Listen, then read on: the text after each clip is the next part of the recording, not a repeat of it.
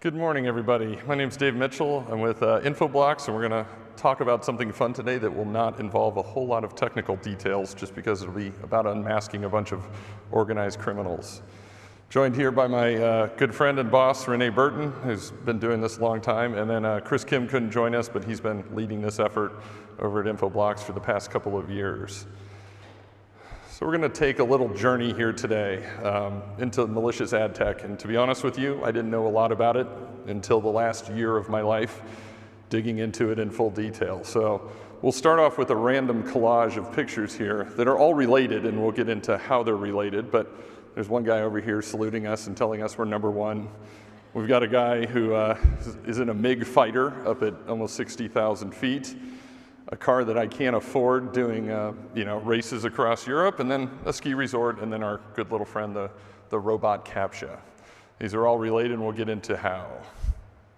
But first, we'll kind of dig into a little bit of the background in malicious advertising. We won't go into full detail. Again, full disclaimer, I am not an advertising expert in any way, shape, or form, and we've definitely leaned on some colleagues who are in order to dig into some of this stuff.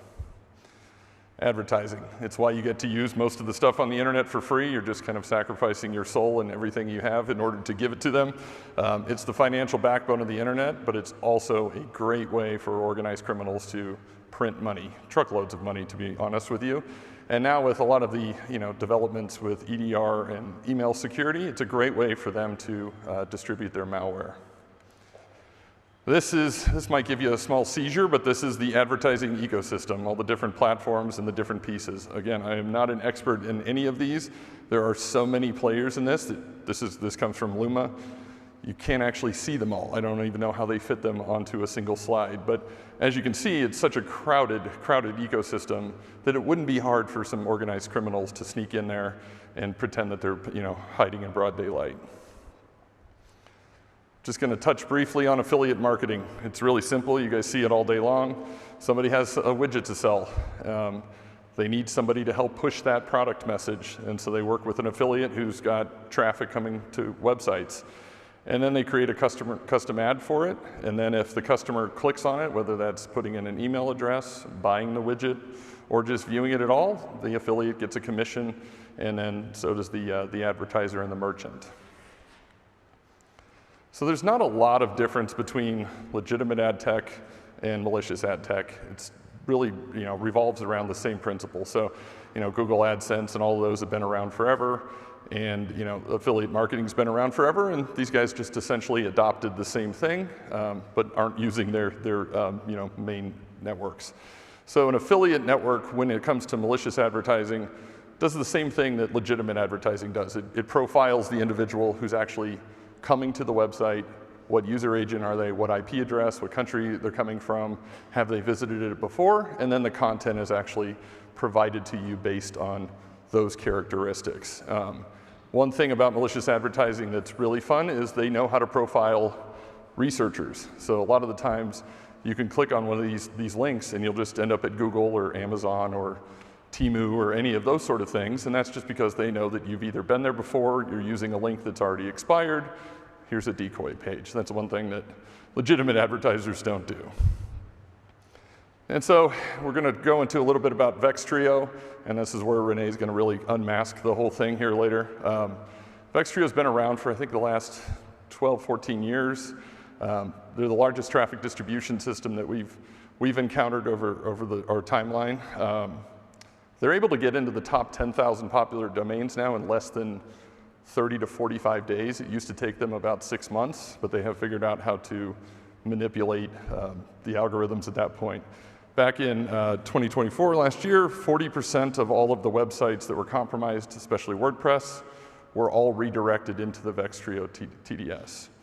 And this is by far the most prolific actor that we see in our own customers' networks and with our protective DNS platform. So we see it in more than half. I'm sure that number is even a little bit larger. So VexTrio does, even though they're an ad network and can pretend all day long they don't know who's advertising on them and so on and so forth, they have a lot of different relationships with some serious bad guys that you guys can all see here. Socko Holish Clearfake, Dollyway, I know Dennis over at GoDaddy's been doing a lot of research on that. That's one of the pieces of malware that infects the WordPress sites that drives traffic to the VexTrio TDS.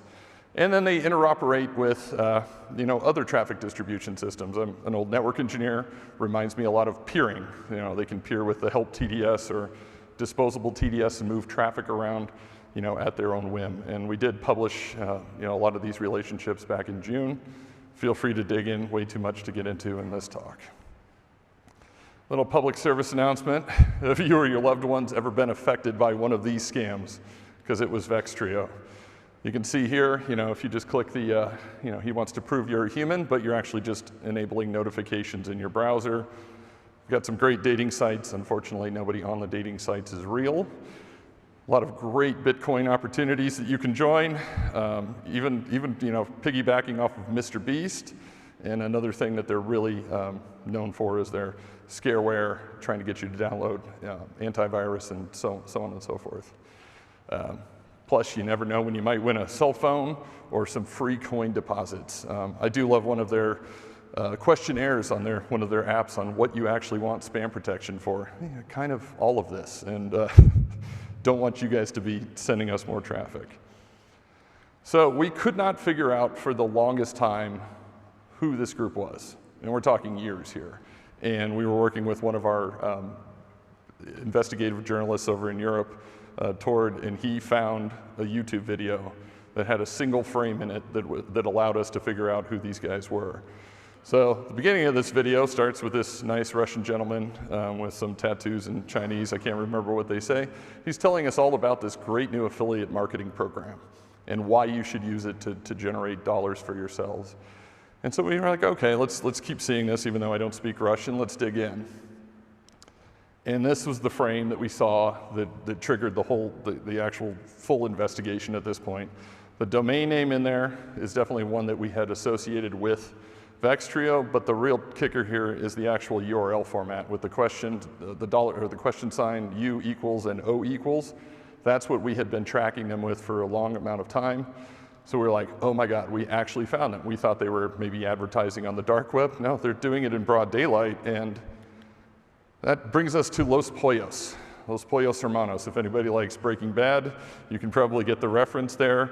This was what the Russian guy during the video was actually presenting about, and this is a good way for you to generate some side income on this affiliate marketing platform. Now, these guys really, really love Breaking Bad. So you can cook some meth here, and let's get cooking. That's an old archived picture, but they've definitely stuck with the Jesse Pinkman theme of let's cook, let's push some ads out there. And then, of course, you've got Heisenberg down here on the bottom, Mr. White, come join Los Pollos and let's make some money together. And this is where they push their smart links, which are their short links in order to push the advertising. So we started digging in a little bit more to Los Pollos because it seemed like a fun place. And we see a lot of their partnerships here. And the fun part was we're like, well, we recognize some of them, like Ashley Madison and Propeller Ads and things like that. But a few of the others kind of stuck out. And as you can see up here on the previous slide, there's Taco Loco up at the top, which is their push notification platform. So we started to assume, taking a guess that some of these companies might actually be related to each other. And kept digging in. And then, okay, yep, there's our robot that we saw on the first slide. And these are the different CAPTCHA messages that they put up in order to allow notifications within your browser. Luckily, most people in this room know how to turn that off, but my mom sure doesn't. And at a certain point, Renee infected her phone. I think battery life was at 40 minutes or something like that instead of 6 hours, just because it was just blasting ads. And they're getting paid on all of these impressions. So then we kept digging around. Let's find a little bit about Los Pollos. And they like to use the Black Hat forum and to talk about their affiliate marketing. And this was from 2016, where they fully admit that it's a little bit of legit and a little bit not. I would say the majority of it is not, but they didn't hide the fact that that's what they were doing. So in order to really tie some of these other companies with Los Pollos, I have a problem with passive DNS. Call it an addiction, call it what you will, and we started looking around and started looking at technology and a few other companies that were in there. Los Pollos and Technology were kind of the seeds, led us to a /24, a little provider in Switzerland, in Lugano. And then one of the IPs happens to be the mail servers for all of those other domains, including some that weren't actually listed on their website. But it really focused in on Ads Pro, technology, and OLOC code, which Renee's going to get into who all those folks are. But all roads at this point lead to Ads Pro. And so Ads Pro is this nice little group, and they have since rebranded, I think, 2 or 3 times. Every time we put out a publication, they'll fold companies, restart them. It's really pretty easy to track them at this point, just because they like to use the same web page format and among other things, and it's always generally in the same data center. Makes it really pretty easy to find out. But there's a lot of people who look like they're having a lot of fun working at Ads Pro, and I would say the majority of these people, are in their early 20s pushing affiliate marketing. They don't really know they're working for criminals. They just think they're having a great time. I don't know where they think the money comes from for these guys to buy, expensive cars and things like that, but I don't think they ask too many questions either.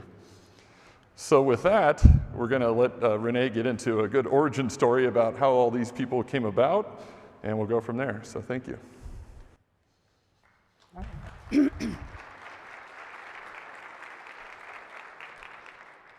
All right, I get to do the fun part of the talk, the doxing part, which everyone always enjoys. So we had this point early, about 10 months ago. Okay, now we know that this nefarious, infamous traffic distribution system is not hackers in hoodies, which we believed for 4+ years, teenagers in the basement, their parents' house. In fact, it's commercial. And now we started to unravel, okay, it's not just Los Pollos, it's Ola Code, it's Taco Loco, it's Ads Pro. We started to see more and more, and they use a lot of lookalikes. So they're actually hard to find if you're trying to do searching and stuff. But the question for us became, well, who are they? Who are the real people? And what are they really doing? If they're doing this, the traffic distribution system, which is disguising a variety of cybercrime, scams, and all kinds of malware and stuff, what else are they doing? So that's the part I'm going to talk to you about. We've had a lot of fun. And everything I'm going to show you here today is just like, this is just a fraction of what we have, but everything I'm going to show you is from the internet. It's a lot of work, including like eyeball scanning a ton of scanned business records through business transparency. So we use social media, we use a lot of business transparency records, we use a lot of clever searching, we use terms and conditions that were on App Store things, you name it. If we could put a link to it, we used it. And it's a beautiful story in my opinion. So I'm going to show you what we got here. I'm going to start with actually the TLDR. So I'm going to start with what happens, and then I'm going to go back to some of the pieces. So in the end, VexTrio is made out of 2 groups.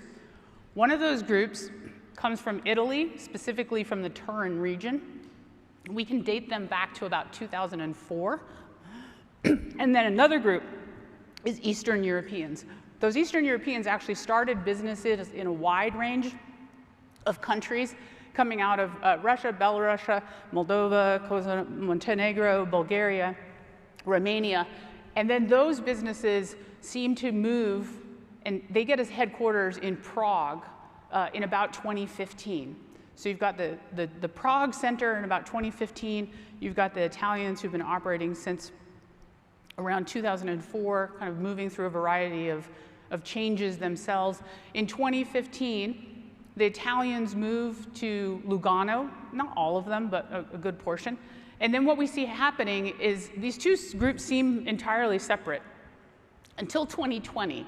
So in 2020, the headquarters of a lot of the Prague companies and a lot of business relationships also moves to Lugano. So Lugano becomes the center for all of this kind of stuff. And we're going to show you kind of some of this part. So first, let's look at the business relationships, and we're going to talk about the actual people, and then I'm going to talk about some of the activities that we found they were doing that we didn't know 10 months ago that they were doing. We started pulling the threads. As I mentioned, we loosed all kinds of information to try and figure out who are they and what is the entire enterprise look like. One thing that came out is for years, we had seen they operated out of a couple of specific ASNs that were 98% VexTrio. But then there were like a ski resort, a restaurant, a cosmetic shop, and we couldn't understand, like, why are these things? A construction company. It turns out they are actually all the same. So they have businesses of all kinds. They have energy companies, they have crypto companies, they have payment processors, they have mail systems, everything you can think of, they've got it. There are dozens of micro companies. We have about 100 companies that are associated with 8 to 10 key figures within this group. And when we say they're a key figure, that means they're not some random employee. They are listed as an owner or an executive leader or a director within some form of business records or social media claiming that kind of stuff. This graph here that I'm showing you is just a fraction of what they have, but I'm not expecting you to be able to look at it. The red dots are those key figures, and then the yellow are companies that connect them together. Again, most of them are holding companies that are designed to do things on the internet. So we pull the thread, we get these dozens of companies. Now, again, look back at who they are, because we're trying to understand where did this all come from? What is the exact, the founder's story of all of this? So the Italians, this is pretty interesting story. They come back, we can get them back to about 2004. They are doing a variety of dating sites. Now they're certainly dating scams. Were they ever dating sites? Hard to say. But long time they've been dating scams. And a lot of spam. There are lawsuits associated with them in the mid-2000s, 2010, 2012. The interesting thing about the Italians is they all know each other. They grew up together. They talked about each other a lot on social media, and they're all still in business together. They talk about their childhood friends in their business, in their construction and in their holding companies. So two of those guys end up forming a company called Tekka, which actually came out of another series of companies that were earlier on. And they were really quite successful. They see themselves as the leaders in mobile development. And in 2012, they were doing extremely well. One of their apps, which is One Date, was in fact one of the fastest growing mobile apps during that crazy time, for those of you who were alive in 2012, of like ridiculous apps on Facebook. They saw themselves as being extremely successful in 2015 when they had this Architectural Digest article about them. And we don't know the exact trigger, but about that same time, they decide they're on to a new venture. And one of them, Julio, he moves to Lugano. The other one, he seems to stay in turn. His name's Matteo. And that change over to Lugano also causes this sudden implementation of tons of new businesses. They're moving out all over the world, South America, the Middle East, et cetera, and spinning out all kinds of other micro businesses. And they sit and do that from about 2015 to 2020 when there's this merger that happens. Oops, wrong way. Try it again. So there's a couple more Italians who are sort of interesting. The one here on the left is Marco Ruffo. So he is associated with the original, the earliest stuff we can find, which is Crownstone. He is actually listed on domain name registrations that were then part of lawsuits related to spam and other kinds of scams in that time period. And he continues on, his name is still associated with a number of these companies as we go through to 2020, 2021. The guy on the right, it's Julio as well, but Julio Cerruti, we don't quite know. He just suddenly comes out of things in 2015, and he's the finance guy. He went to London Business School or London School of Economics, I forget which, and he has built himself quite a career in finance before he moves to Lugano and starts working with these guys. From what we can tell, he's associated with the other Italians through his brother. He's a little bit older than they are, but that's what we think is. And so he currently is like the center of all focus. If you look in June, we put out a lot of research, Krebs put out some of that, and it focused on Cerruti as one of the main figures. But he is just one, right? The more important ones, perhaps, are the Eastern Europeans. So unlike the Italians, who have tons of social media, pretty easy for us to unwrap them, though the earlier stuff was hard. The Eastern Europeans, there are 4 or 5 key figures who are Russian, Belarusian, essentially. There's one Bulgarian, and they're a lot better for the most part at hiding, except for the Bulgarian. The Bulgarian is the front person. He's the one who claims to be the co-founder and the CEO of Los Pollos, Ads Pro, and these other companies, which have been named as part of this VexTrio traffic distribution. He is fancy as fuck. So I didn't say that, he did. He is all over social. At least, yeah, we'll see until tomorrow. They own a professional race team. That's one of them there. That's the best picture we have of them. And then they're like super nerdy computer guys. The Russian Igor is sitting there, the second guy back. He is really great. We've got some really great computer engineering stuff. He's very smart. This woman here, we don't quite fully understand her role, but she's been with them for a very long time, since like 2013, 2014. She has a PhD in physics, and she has quite a few publications under her name. And she is named on some of the businesses as a director of that business. Even when she's holding a drink in her hand on one of the largest cruise ships, or what do you call it, yachts in the UAE, that's what her face looks like. So she doesn't seem that happy to be in her field. We do have quite a few pictures of her, Paulina. And then Dimitri, that is the only picture that we have of Dimitri, and you will not find that picture because, yeah, we'll get to that. So those are the Eastern Europeans. So part of what we wondered is we've got this guy, Crown Vasiliev, and he's like all over, and he's very boasty, and he's all on LinkedIn and all on his socials. But we can't find him in any business records. So is he just a front man? He's a Bulgarian Canadian. And we don't know, like, does he have anything to do with these other guys? It's quite unlike the Italians. So for months, we didn't know. We thought maybe he's just a fall guy. But we finally were able to match up 2 different pieces of social media. This is the same car.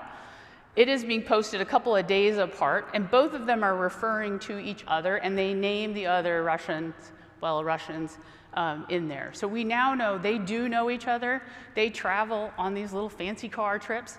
And for those of you who are, internet hunters, lol plate, there's some other cool cars with that license plate that belongs to Kunitsa, who's one of the Belarusians involved. That's his car. Okay. So those are some of our guys, right? We got these Italians, we got these Eastern Europeans, the leadership is really Russian, Belarusian, then we got this Bulgarian, Canadian guy, and then there's some other people hanging around. Some of the lessons and things that you learn along the way from doing this, part of what we've been doing is sort of leaking information very purposefully via LinkedIn and Mastodon and via blog post research that we're doing. So a lot of people are like, oh, don't tell them anything. Well, the way we're doing it is very purposeful. We're trying to see how are they going to respond, and we're watching all of that as we go forward. So one thing is, I got all kinds of new friends. So in particular, I got Kevin McAllister here, typo for the kid from Home Alone. And everything else about his profile is a mimic of one of my research profiles that I use to investigate these guys. So I basically know, okay, this is one of three people, and they come and visit my site, my LinkedIn every day, which is pretty interesting. There's quite a few of them who are doing that. The other thing we found is exactly what we were looking for, which was how are they going to operate? So they what they'll do is if I post something, then they'll go take information down, right? They try to hide it. And Brian Krebs had told me, a year or so ago, he said, Renee, do not trust the Internet Archive, because everyone thinks it's a reference. Everyone thinks that they can post something about it and point to the Internet Archive as an absolute reference. But stuff can be taken down there. So if they own the domain name, they can convince the Internet Archive to take it down. Don't trust it. Take a screenshot, make sure you have the URL in it, and go put it somewhere else. That was very good advice, because every time I put stuff up, they don't find it on the Internet Archive, and they get it yanked down. So these are 2 screenshots that I posted back in December, January, something like that. And those are not in the Internet Archive anymore, because they were able to get them down. Now, the funny thing is, at this point, you can imagine, right? There's these kind of groups of people who probably didn't know each other. It's a merger and acquisition. And everyone who's involved with companies knows about mergers and acquisition. They don't really know that much about each other. So the thing is, we know more about them than they do themselves, I think, at this point, I'm fair to say. So there are still several domain names in the Internet Archive that they didn't realize they had. They're still there today, at least. We'll see if they're there tomorrow. So watch out for that. OK, those are some lessons that we got. The other thing that we looked at was, we know that they do what's called the traffic distribution systems, or cloaking of domains, and that they're doing all this scamming. We also know they're huge spam providers. That was something that we knew already. And we know now the construction companies, all this kind of stuff. So what else are they doing that we didn't know about? So there's 2 things that we've learned in the last 10 months that I think are pretty interesting. For me, this one is the most interesting, perhaps, is blank credit card submit offers. I'd never heard this term, and I found it on Black Hat World in reference to AdTraffico. AdTraffico is a VexTrio company. It's owned by the Eastern Europeans and Cerruti. And they were listed as a top source for blank CC offers. I was like, I don't know, what is a blank CC offer? Did some more searching, and I found a third-party blog in Russian that said, indeed, AdTraffico and another company called Check It Out were the place where you would get blank CCs. And this article is so great. I've archived it, and you guys can find it. It tells in detail what the whole scam is. So essentially, you are an advertiser, and you're going to be a publisher. So you're going to get a link, and then someone's going to pay you for making an advertisement. So in this case, instead of getting a credit card that's of a specific kind, it's a blank template, and you can put anything you want on there. So now imagine probably what you've seen: free iPhone, $1.99 shipping, right? These are the kinds of things people. You want a gift card from Walmart. You just need to spend 99 cents shipping, something like that. And then they're going to enter their credit card information. The thing about the blank CC cards is, you as the publishing affiliate who makes that whole iPhone part or whatever, it doesn't matter what you put there. You can put whatever you want, 99 cents, $1.99. The advertiser, AdTraffico, in the background, they're going to charge that person $9.99. That's the typical price. It can vary, but $9.99. And they're going to put them into a subscription model. So that person is automatically going to get charged more. They're going to get put into a subscription model. The payout, the incentive for you on these things can go up to $120 per lead. They call it a lead, right? You just get someone's credit card, I'll give you 120 bucks. How can that possibly work if it's legal? This image here from the Wolf of Wall Street here, is it legal? Absolutely fucking not. That's not from me. That's from the blog advertising AdTraffico. Okay? Okay, come on, guys. So I outed them sometime this year. I've lost my sense of time. And you know what happened? Not only were all those offers taken down from their website the next morning, carefully plucked out, but the third-party blog was cleaned of all mentions of AdTraffico. So, but I had already put them away on the internet, and you guys can find them. Check out archive.today for things that we've archived. So that's what blank CCs are. Totally illegal. It's definitely AdTraffico, that kind of thing. Another thing that they do is they have fake apps. They've been running these for 7 or 8 years at least. They're in the Google Play Store, in the Apple Store, plus they put them on a lot of other forums. They have fake VPNs. These are residential proxies, as everybody in security knows, and they protect you from ads as well by delivering more ads. They have cleaners, Android cleaners, things like that to save your space. And then they have, one of the funner ones they have is spam protection. So if you infect yourself with them, with the push notifications, you're getting 100, 150 notifications a day. And so some of them will come up and say, you know what, are you getting bugged with notifications? The way to solve this problem is to install our app. And if you install the app, what it literally does from a technical perspective, it asks you for permissions to your device, which turns off browser notifications. And then it gives you a fake screen where it shows you the notifications that it's blocked, which actually aren't the notifications that you were getting, totally all fake. And then after 24 hours, it flips to a pay model, and suddenly you're back with all your notifications, and you have to pay them $6.99 a week in order to keep your browser notifications off. This is brilliant. It's absolutely brilliant. So they have a lot of these.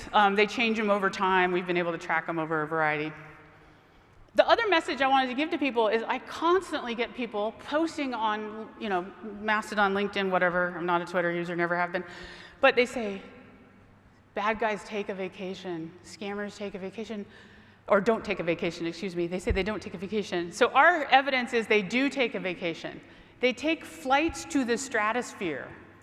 Who in security has done that? Okay, some people maybe, but for the most part, not. They take all these fancy cars. This literally is them having lunch on a private jet. They fly private jets all over the place to concerts and various other things. They go skiing. It's pretty cool. They absolutely take vacations. Now, someone could argue with me, did they get this money from their mom and dad? I don't know, maybe they did, but this is their entire career. I can take them back till they were like 20 years old, so I'm gonna go with this is how they get their money. Okay, scammers take vacations. All right, this is Black Hat. So at Black Hat, we have to give you 3 things. The first thing we want to tell you is malicious ad tech is a thing. So again, from a community perspective, for years, most people would say like, I went to the site and there was lots of redirections, and then I got to the bad site, right? I got to the stealer, I got to the scam, whatever it was, investment fraud. And people ignored these redirections. They ignored what we call cloaking. Those then we thought we call them traffic distribution systems, domain cloakers. We thought those were then hackers, and some of them are. But what we've found in the last 10 months is not only these guys, pretty much everything we dig into that we thought before was hackers and hoodies is actually commercial ad tech, and it's actually Russian. We have not yet found a non-Russian speaking commercial traffic distribution system. Not one. And we've studied a lot. So malicious ad tech, it's a thing all of us should pay more attention. We should educate, and we should be part of that community that puts them in jail. The other thing is the internet's an amazing place. Everything I was showing you plus a lot more we've been able to get from open source, which is pretty cool. But on the other hand, make a backup. There's several places, including Archive Today, where they won't take stuff down. The other thing is scamming as a business, right? As a routine from our industry, we tend to pay more attention to malware. It's kind of got a cool thing. We can do the software, we can reverse engineer, all that kind of thing. But scamming is a $1 trillion business, and this kind of business is paying for private jets to Coldplay concerts. That's actually true. That was a private jet. They were going to a Coldplay concert. The other thing for you to know, like for those of you who want to go into crime, if your name is super unique, like Crown Vasiliev, in the entire world, you should change it first, because Google will come and haunt you to death. So those are my 3 things. That brings us back to this beginning slide. So now you guys know, how do these things fit together? Well, this is Julio Lingua. He's one of the co-founders of Tekka, which then became lots of other things, Tekka Next, Technology, SA. He kind of disappears from VexTrio in 2020, 2021. Crown Vasiliev, this is him taking a stratosphere flight from a Russian aircraft, Russian airbase, He's got a whole YouTube video. You can watch the whole darn thing. I have. This is, the middle there is Igor, Andrew, and Crown. We're on a trip in the Swiss Alps. We got one of our many, many VexTrio fake CAPTCHAs. There's a lot of those. Ski Fry is Cerruti's ski resort. So those are where all those things, guys, come together. We do have a lot of research coming out in the next couple of weeks. We have a really big report coming out at 1 o'clock. And we have all of these references in there. If you're interested in this topic, I suggest you take them all down before they take them down, which I think will be later today, basically. We're going to be at our booth, and we're happy to answer questions. We really want collaborators. We want people in the industry to be involved. That's our main motivation here. And we are going to do the wrap-up room, which is down the hall here, for a little bit before we have to go to other things. We have just a few minutes left. Is there anyone who wants to ask a question here independently? Yep.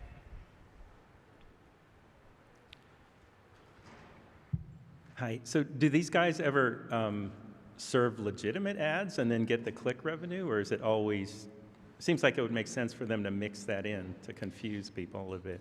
Yeah, so there's two parts. So through the traffic distribution system versus the apps. So through the traffic distribution systems, there will often be like a scareware link, and then that will take you, for example, to a Total AV subscription or to a Norton subscription. So there you're going to get, as legitimate as you think Total AV is.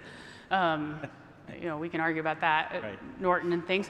And then through the apps part, that really is adware. And so they are going ahead and using that as a click payment method or a click cost method, CPC. So they're sort of in competition with like DoubleClick, or am I thinking about this wrong? No, in that case they would be, right. Obviously they're a small player in that market. The majority of money they make is through the scams. Got it. Which they actually own most of the content that they deliver as well. Okay, that makes sense. Okay, thanks. Yep, absolutely.